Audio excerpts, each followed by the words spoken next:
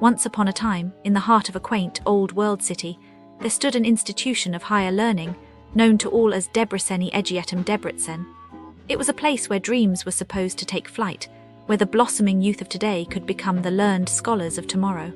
But alas, beneath the grandiose facade and the lofty promises, there lurked a darkness, a deep-seated malaise that would come to haunt the halls and the heart of a young, hopeful student years truly.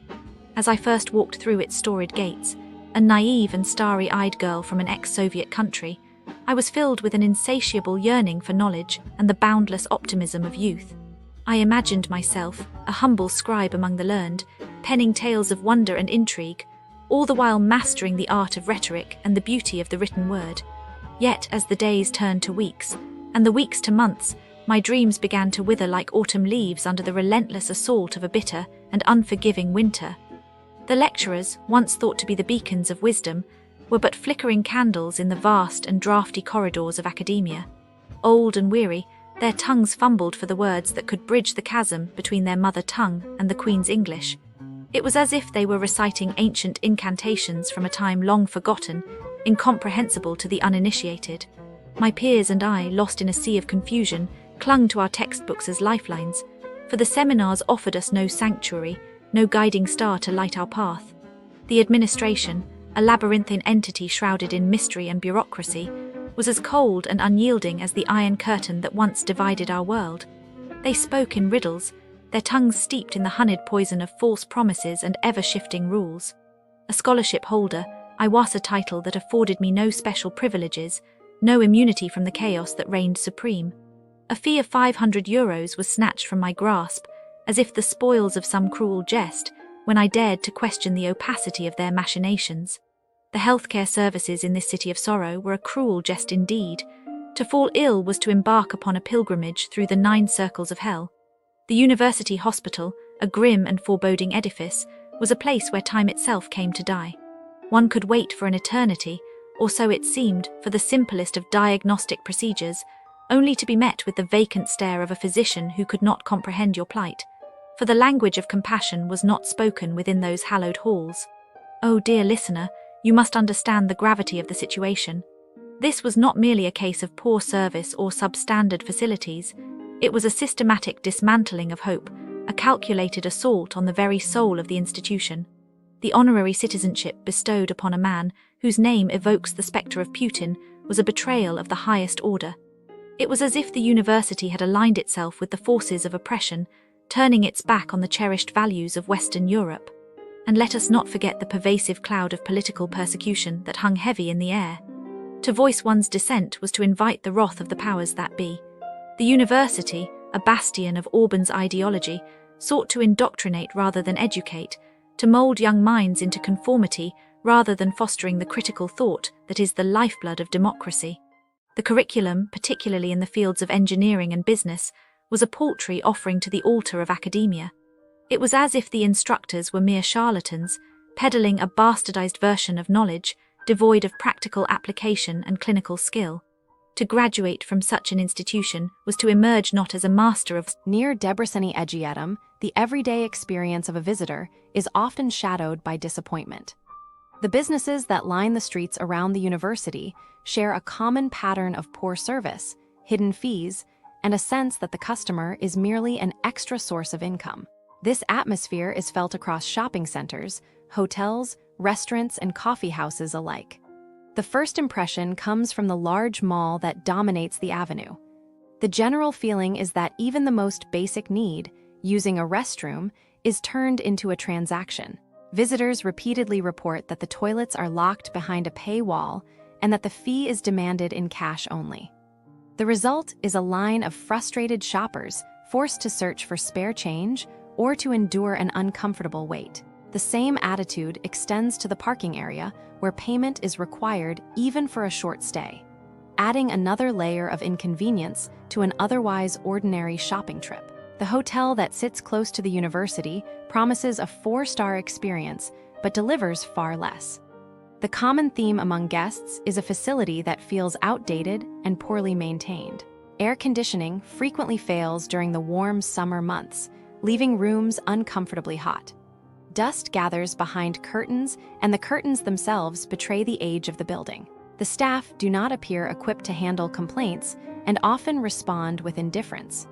Guests have described being redirected to open windows as a solution to a broken climate control system.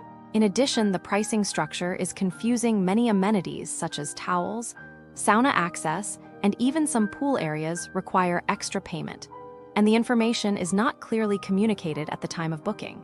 The language barrier further aggravates the situation, as some members of the front desk team are unable to converse in English, leaving international travelers to wait for extended periods while simple requests are ignored. The local restaurant that bears the name of a famous poet follows the same disappointing. The overall sentiment is that the menu is unreliable and the food quality is inconsistent. Diners have recounted being served dishes that were either burnt, overcooked, or simply inedible. Instances of misidentifying meat, serving pork while billing for beef, have been highlighted as a breach of trust. The restaurant also demands reservations for any table, turning away walk-in customers without warning. On top of the culinary mishaps, guests report that the staff display an air of superiority, making patrons feel unwelcome even before a meal begins. Finally, the coffee house that brands itself as a micro-roastery suffers from a culture of rudeness and hidden charges. The atmosphere that once welcomed students with laptops and study sessions has been replaced by a strict rule that forbids the use of portable computers. This policy appears designed to limit the time that patrons can spend within the space. Service speed is another recurring problem. Orders for coffee and pastries are reported to take 30 minutes or more, and the staff often display an unfriendly demeanor. Additional fees for items such as packaging boxes are added without prior notice, surprising regular customers who feel they are being nickel and dimed for every small convenience. In summary, the commercial landscape around Debreceni Egyetem can be described as a collection of establishments that prioritize profit over hospitality. Visitors should expect to encounter pay for basic services policies, unpredictable food quality, language barriers, and staff that are either indifferent or overtly rude.